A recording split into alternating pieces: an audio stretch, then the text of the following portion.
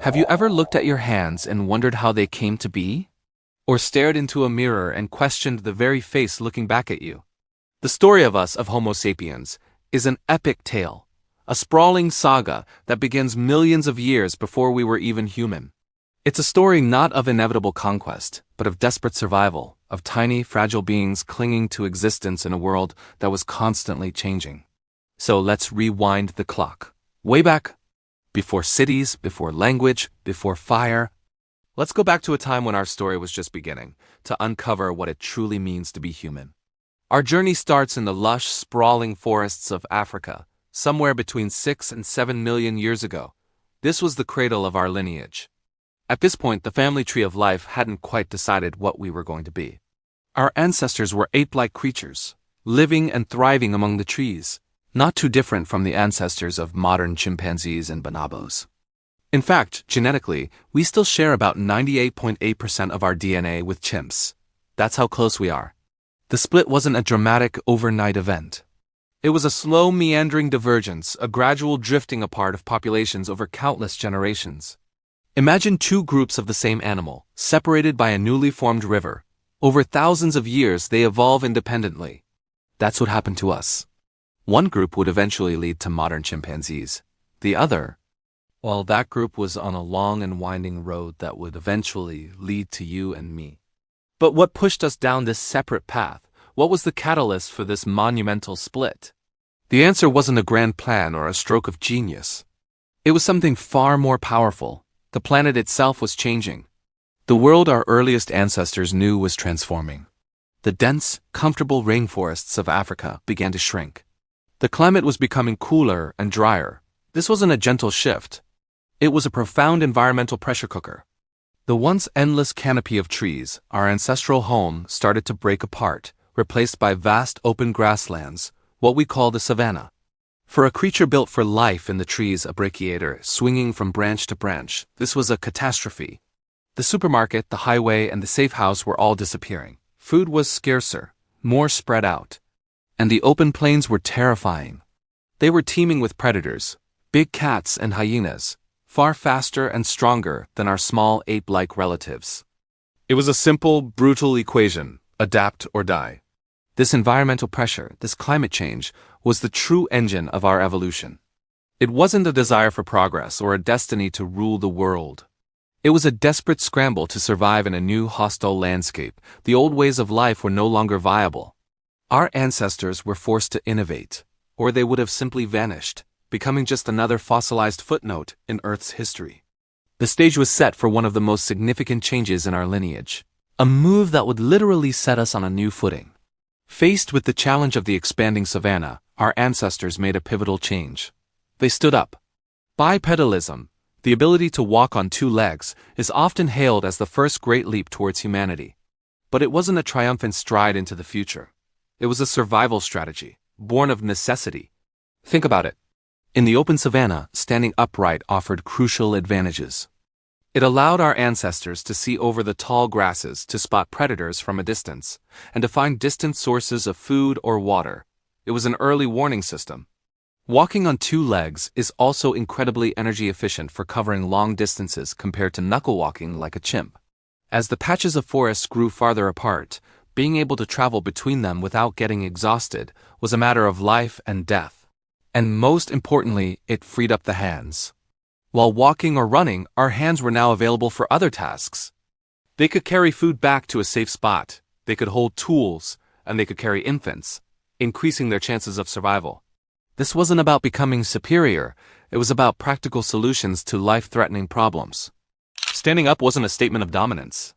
It was a testament to our ancestors' vulnerability and their incredible capacity to adapt. It was a risky bet that, against all odds, paid off, and it fundamentally altered our relationship with the world. With hands free and a new perspective on the world, another crucial development began to take shape: the growth of our brains. But the dawn of early human intelligence wasn't about composing symphonies or contemplating the cosmos. It was far more practical. It was about solving the immediate life-or-death puzzles of the savanna. How do you get to the nutritious marrow inside a bone left behind by a lion? You can't bite through it.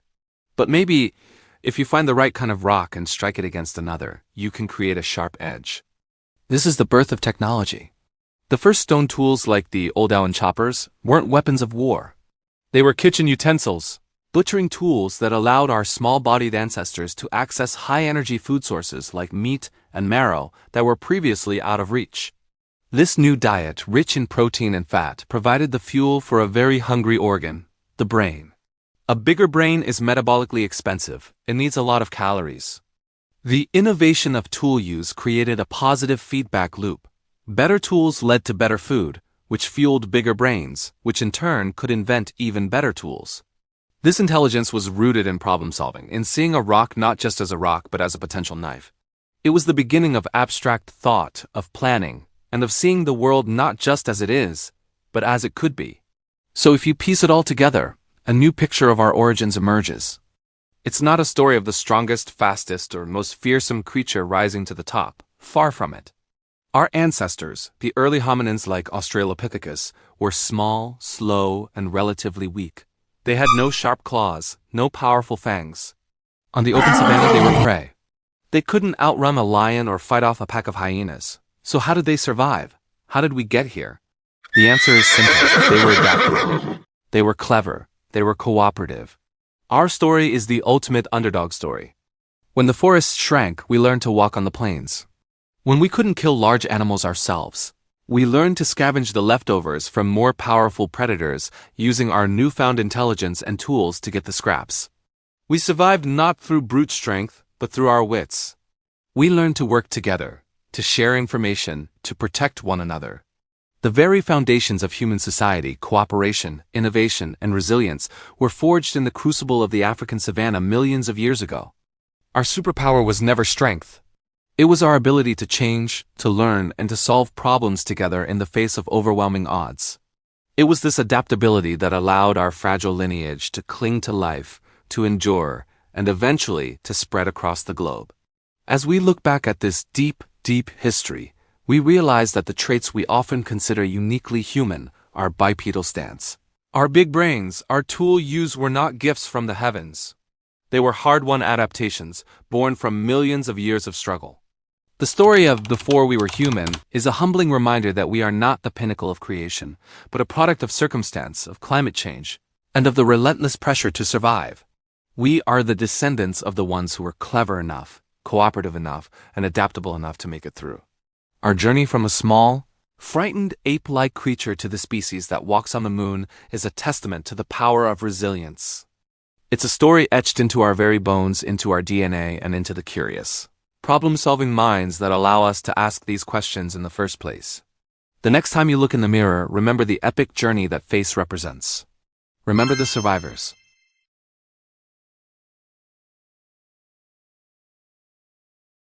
Have you ever stopped to think about what truly separates us from every other creature on this planet? It's not just our big brains or our ability to walk on two legs. The story of human dominance is a tale of Firestone and the birth of an idea, control. Let's rewind the clock, way back. Imagine a world without the conveniences we know. No smartphones, no supermarkets, not even a simple house. Our ancestors were just another animal on the savanna, vulnerable and often on the menu. But something was stirring in their minds. They picked up a rock not just to throw, but to shape. They saw a sharp edge hidden within the stone. This wasn't just tool-making. It was the dawn of a new kind of thinking. Every strike of one stone against another was a calculated act, a physical manifestation of foresight. They were sculpting their environment, creating extensions of their own bodies to hunt, to butcher, to survive. This cognitive leap, the ability to see a tool within a raw material, was the first spark of our technological revolution. Then came fire. At first, it was a terrifying force of nature, a destructive wildfire to be fled. But one day, a brave, or perhaps just desperate ancestor dared to approach it, to capture it, to tame it. This was the single greatest turning point in human history. Fire gave us warmth, warding off the freezing nights. It gave us light, pushing back the darkness and the predators that lurked within it. And most importantly, it gave us the first cooked meal. Cooking food was a game changer. It unlocked nutrients that were previously indigestible and killed harmful bacteria. This dietary revolution meant our bodies could extract more energy with less effort.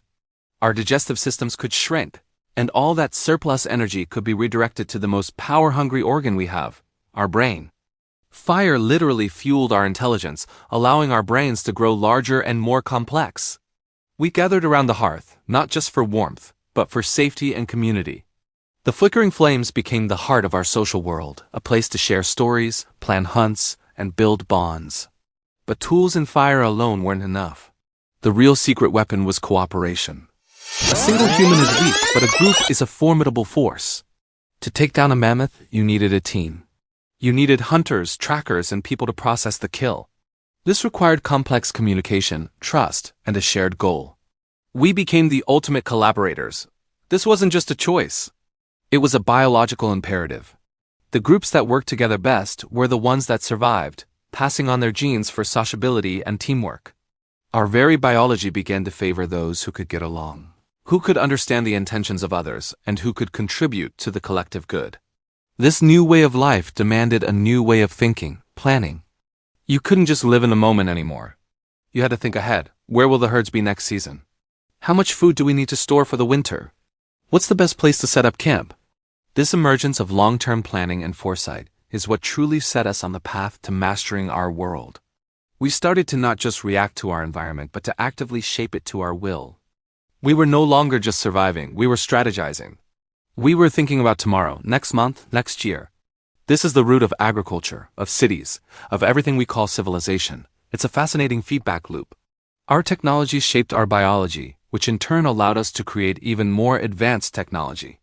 Making stone tools refined our hand-eye coordination and spatial reasoning. Taming fire grew our brains. The demands of large-scale cooperation shaped our social instincts.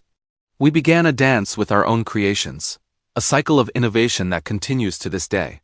From the first sharpened stone to the silicon chips in our pockets, we are the species that makes things, and in return, those things make us. This journey from vulnerable primate to planetary force is a story of ingenuity and collaboration.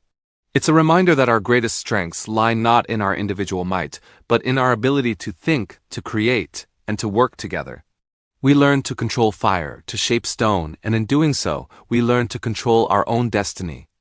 The world we live in today was built on the foundation of those first brave steps into the unknown, around a crackling fire with a new tool in hand.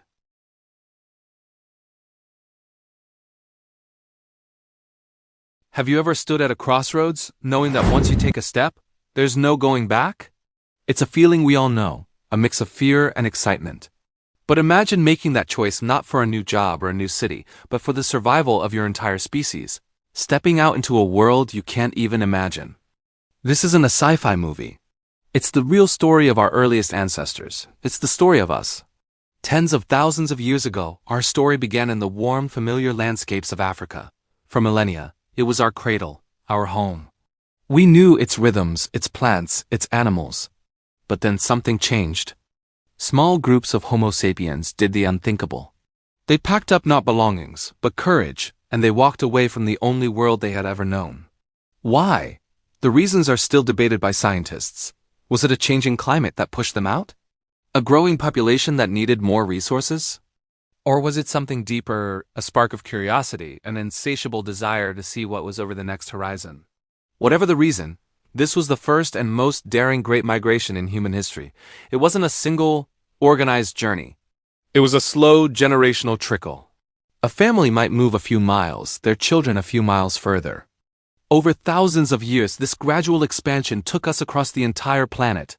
They had no maps, no compasses, just the sun, the stars, and an incredible will to survive. They followed coastlines, chased herds of migrating animals, and ventured into vast, empty lands. This wasn't just a physical journey. It was a journey into the complete unknown. Imagine their first encounter with snow. These were people whose ancestors had only known the African sun. Suddenly, they face a world blanketed in white, a biting cold they had never felt. The plants were different, the animals were terrifyingly new woolly mammoths, saber-toothed cats. Every single day was a new challenge, a new puzzle to solve. How do you find food when everything you know is gone? How do you build shelter against a blizzard? How do you stay warm when the world freezes around you? This is where human ingenuity truly shines. We adapted. Our ancestors learned to hunt massive beasts, a feat requiring incredible cooperation and planning. They developed new tools, not just sharper stone points, but bone needles to sew fitted clothing from animal hides. This was a technological revolution born from necessity. They learned which new plants were edible and which were poison through risky trial and error. They mastered fire not just for warmth, but for cooking, protection, and as a social centerpiece to share stories and knowledge. Every new environment, from the icy tundras of Siberia to the dense jungles of Southeast Asia, demanded a new way of life, and we rose to the challenge. But this adaptation wasn't just about tools and techniques. It was a profound psychological trial. Think of the immense mental resilience required. Every day was fraught with danger. A wrong turn, a failed hunt, or a sudden storm could mean the end. These people weren't just physically tough. They were masters of risk management. They had to be. Choosing to cross a river, to enter a cave, or to track a new animal was a calculated gamble. They had to balance the potential reward, food, shelter, a safer place against the very real risk of death. This wasn't reckless abandon. It was a form of evolution in action, but without the certainty of a biological blueprint. Their success depended on their ability to learn, to remember, and to pass that knowledge down. They were pioneers navigating a world without a single map. Their maps were etched in their memories, shared through stories told around the fire, and passed from one generation to the next. The elders who remembered the long winters or the location of a hidden spring were the most valuable members of the group. Their wisdom was the library of survival. This journey highlights one of the most fundamental human traits: flexibility. Unlike other species that are highly specialized for a particular environment, humans are the ultimate generalists. Our greatest tool isn't our strength or our speed. It's our incredibly adaptable brain. We can learn, innovate, and change our behavior to fit almost any ecological niche. This cognitive flexibility allowed our ancestors to thrive in deserts, on frozen ice sheets, and in tropical rainforests. It's the reason we are here today. We survived not because we were the strongest, but because we were the most adaptable. Think about it. Every person on Earth today who isn't of purely African descent is a descendant of these brave travelers. Their journey is written in our DNA. That desire to explore, that itch to see what's over the hill, that's their legacy. When we look up at the stars and dream of visiting other planets, we are echoing the same spirit that drove them out of Africa and across the globe. We are still that same species, driven by curiosity and an unshakable will to push into the unknown. Their story is a powerful reminder that our greatest achievements often come from stepping into uncertainty. They didn't have a guaranteed outcome. They didn't know if they would find a better life. All they had was the courage to take the first step, and the flexibility to deal with whatever came next. They walked so that we, tens of thousands of years later, could inhabit every corner of this planet. They faced the unknown so that we could have a known world. So the next time you feel hesitant about trying something new, remember your ancestors. Remember the men and women who walked out of Africa with nothing but hope and their own 2 feet. They faced down a world of unknowns and not only survived but thrived, spreading across the entire globe. Their story isn't just history, it's an inspiration. It's a testament to the power of human courage, resilience, and our incredible capacity to adapt. It's the story of how we became who we are today.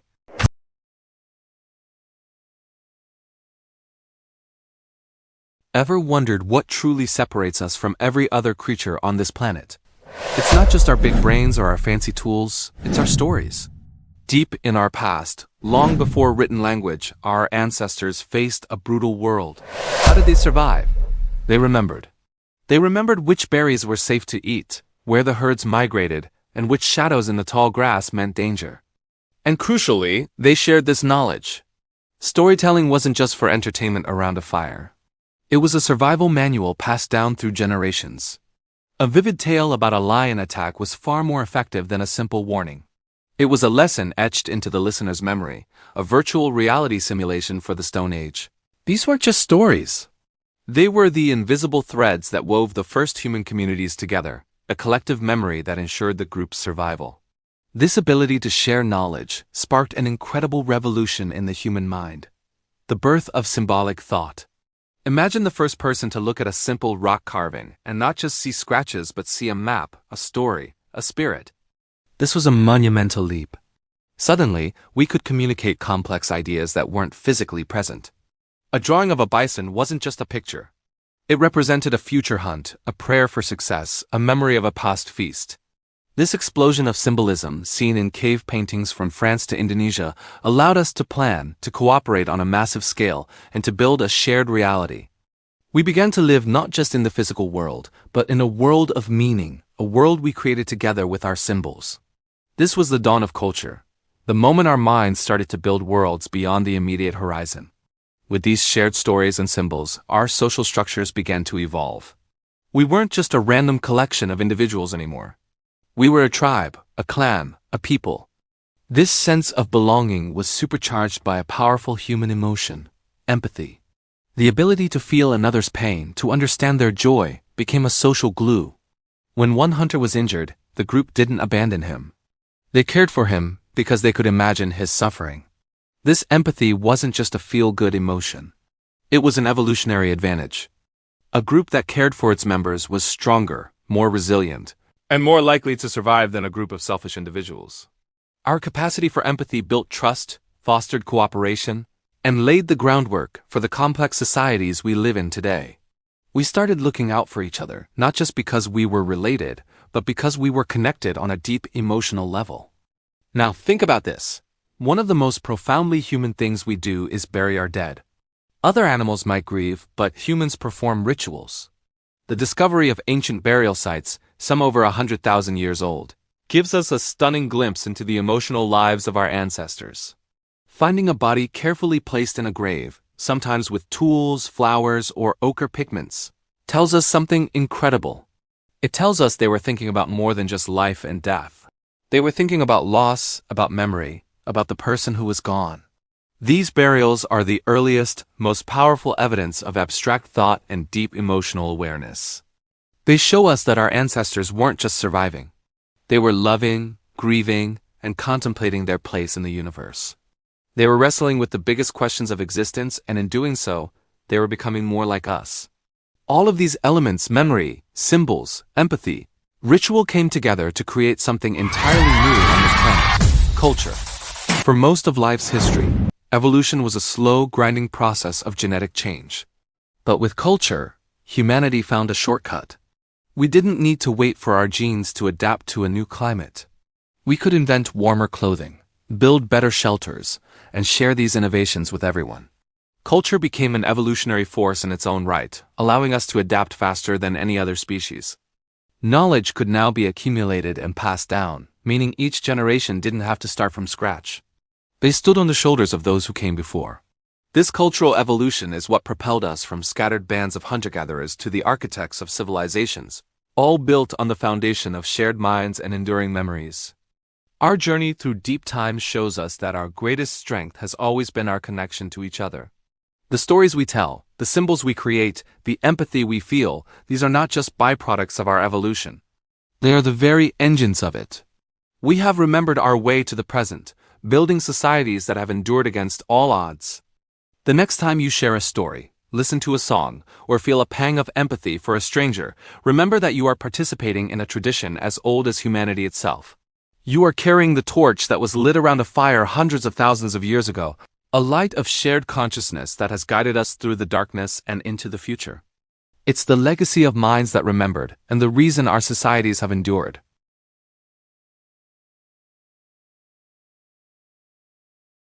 For hundreds of thousands of years, our story was one of constant motion. We were nomads, wanderers, following the rhythm of the seasons, the tracks of animals, and the ripening of wild fruits. Our bodies were lean, our senses sharp, and our minds were tuned to the ever-changing landscape. We lived in the present moment because survival demanded it. The world was a vast open book, and we were its most devoted readers, always turning to the next page, never settling in one chapter for too long. Imagine that life. Every day a new horizon, every night a different sky. Our social bonds were forged in the crucible of shared journeys and mutual dependency. We carried everything we owned, which meant we owned very little. Our wealth wasn't in possessions, but in knowledge, the location of a hidden spring, the call of a specific bird, the feel of the air before a storm. This was humanity in its raw, kinetic state. Then, about 12,000 years ago, something unprecedented happened, a revolution. Not of fire or of stone tools, but of seeds. We discovered agriculture. We learned to plant, to cultivate, to harvest. For the first time, we could create a surplus of food. This single innovation anchored us to the earth. We stopped wandering and started settling. The first villages sprouted, then towns, then cities. The constant movement that had defined our existence for millennia came to a grinding halt. We traded the open savanna for a plot of land. We built permanent homes, granaries to store our surplus, and walls to protect them. It seemed like the ultimate triumph, a mastery over nature that promised stability and security. We had finally tamed the wild, both outside and within ourselves. We were no longer just hunter-gatherers. We were becoming something new, something civilized. But every great leap forward comes with a cost. A series of evolutionary trade-offs we're still grappling with today. Our bodies, honed for endurance and variety, were suddenly put to repetitive, back-breaking labor in the fields. Our diets, once incredibly diverse, became dangerously narrow, often revolving around a few staple crops like wheat, rice, or corn. Fossil records show a stark reality. Early farmers were often shorter, less healthy, and more prone to disease than their hunter-gatherer ancestors. Dental cavities, anemia, and spinal problems became commonplace. We gained food security, but we lost a certain physical robustness. We were also more vulnerable. A single drought, a flood, or a pest infestation could wipe out an entire year's harvest, leading to famine on a scale our nomadic ancestors could never have imagined. Our triumph was fragile, built on the delicate balance of sun, rain, and soil. We had exchanged the daily manageable risks of the hunt for the catastrophic all-or-nothing risk of the harvest. We had tethered our destiny to the earth, for better and for worse. The changes weren't just physical. They were profoundly psychological. The nomadic mind focused on the immediate present was replaced by the farmer's mind, forever anxious about the future. Will the rains come? Will the crops fail? Will we have enough to survive the winter? This shift created a new kind of mental burden. We began to think in longer timelines, to plan, to worry. The concept of private property emerged. This piece of land is mine. This grain is mine. This created social hierarchies, inequality, and conflict on a scale never seen before. Hunter-gatherer bands were fiercely egalitarian, but agricultural societies quickly stratified into landowners and laborers, rulers and subjects. Stability came at the price of freedom and equality. We built walls not just to keep predators out, but to keep people in, and to define who was on the inside and who was on the outside. The very structure of our minds and societies was being rewired. The deep-seated anxiety that so many of us feel today, that constant hum of worry about the future, has its ancient roots in those first farmed fields. This leads us to a fascinating and slightly uncomfortable question. Was it all progress? We tend to view history as a linear march forward, from primitive to advanced. The agricultural revolution is always hailed as a giant leap for mankind, but was it? For the average person, life arguably got harder, not easier. We worked longer hours, our health declined, and we became entangled in complex social structures that bred conflict and inequality. We created surpluses, but those surpluses were often controlled by a small elite, leading to power dynamics that have defined civilization ever since. We gained the ability to build pyramids and write poetry, but we lost the simple, profound connection to the natural world that had sustained us for eons. Perhaps what we call progress is just one particular path we chose, a path with as many pitfalls as it has peaks. It's an illusion to think our way is inherently superior. It's just different. A grand, irreversible experiment with humanity itself as the test subject. And the results are still coming in. We've traded a wide-open world of immediate experience for a structured world of future anxieties and accumulated stuff. Was the trade worth it? The answer is not as simple as we might think, and here's the most mind-bending part of it all. We live in a world of skyscrapers, smartphones, and artificial intelligence, yet we are all running on ancient software. Deep inside our modern brains, the instincts of the hunter-gatherer are still very much alive. That craving for sugary, high-fat foods? That's our nomadic brain screaming for rare, high-energy resources. That feeling of restlessness when you've been indoors too long, that deep-seated need to see a natural landscape? That's your inner wanderer yearning for the open plains. Our social instincts, our fight-or-flight responses, our tribal tendencies to form in-groups and out-groups, all of these are echoes from a distant past. We are, in essence, hunter-gatherers living in a farmer's world, A world we created but are not perfectly adapted to. This mismatch is the source of so much of our modern discontent, our stress, our diseases of civilization. We've built a world that caters to our agricultural mind's need for stability and accumulation, but we've starved our older, wilder self. The triumph of becoming human isn't a finished victory. It's an ongoing, fragile negotiation between the farmer and the hunter that live inside every one of us. Understanding this ancient conflict is the first step to finding a little more peace in our chaotic modern world. If you enjoy unraveling these deep threads of the human story, you're in the right place. We pour our hearts into creating content that makes you think, question, and see the world in a new light. Producing these deep dives takes a massive amount of research and effort. The best way you can support our journey and help us create more is by joining our community. A simple click on that subscribe button and a tap on the like icon is the fuel that powers this channel. It tells the mysterious YouTube algorithm that this exploration of humanity is worth sharing. So if this resonated with you, please subscribe and like. Thank you for being a part of this conversation.